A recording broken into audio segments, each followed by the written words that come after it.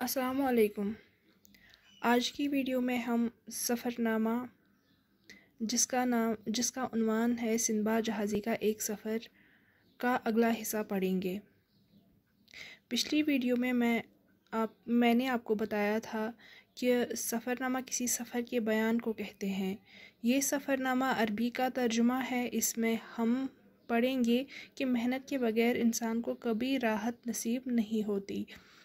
हमने पढ़ा था कि एक शहर बगदाद में एक लकड़हारा रहता था। वो दिन भर मेहनत करने के बाद 2 वक्त की रोटी कमा लेता था। एक दिन की बात है, गर्मी बहुत थी। लकड़हारा लकड़ियों का गट्ठा सर पर लिए हुए था। थकावट के बायस वो एक ऊंची इमारत के साए के नीचे बैठ गया। जब उसको नींद आती है तो नाच गाने की आवाज़ उसके कानों में आती है। वो इस ऊंची इमारत की तरफ देखकर अपने खुदा को पुकारता है कि ए खुदा, ये कहाँ का इंसाफ है।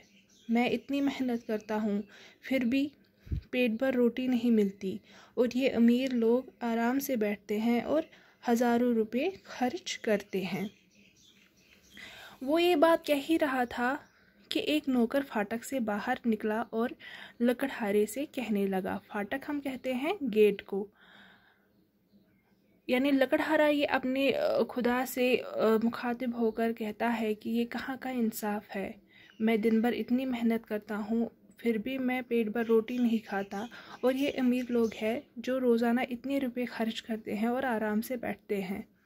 वो ये कह ही रहा था कि फाटक गेट खुला और एक आदमी बाहर निकलता है और लकड़हारे से कहने लगता है, चलो तुम्हें हमारे सरकार सिंदबाद ने बुलाया है।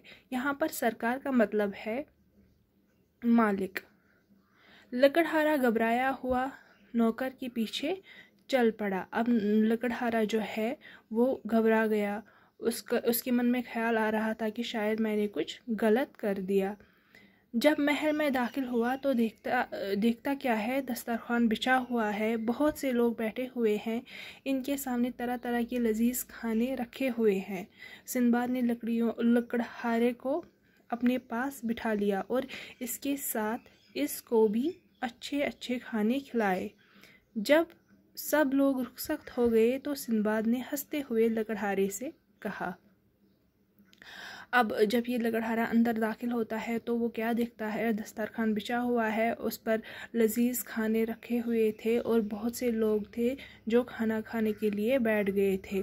अब सिंदबाद जो थे उन्होंने लकड़हारे को अपने पास बुलाया और हंसते हुए लकड़हारे से कहा। क्या कहा?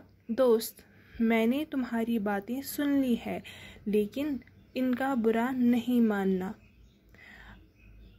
सुनो, मैं तुम्हें सुनाता हूँ कि ये बेइंतहा दौलत मुझे कितनी मेहनत के बाद मिली।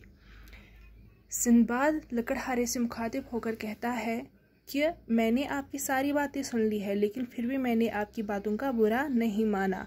अब मैं आपको किस्सा सुनाता हूँ कि मुझे ये दौलत कितनी मेहनत करने के बाद मिली है।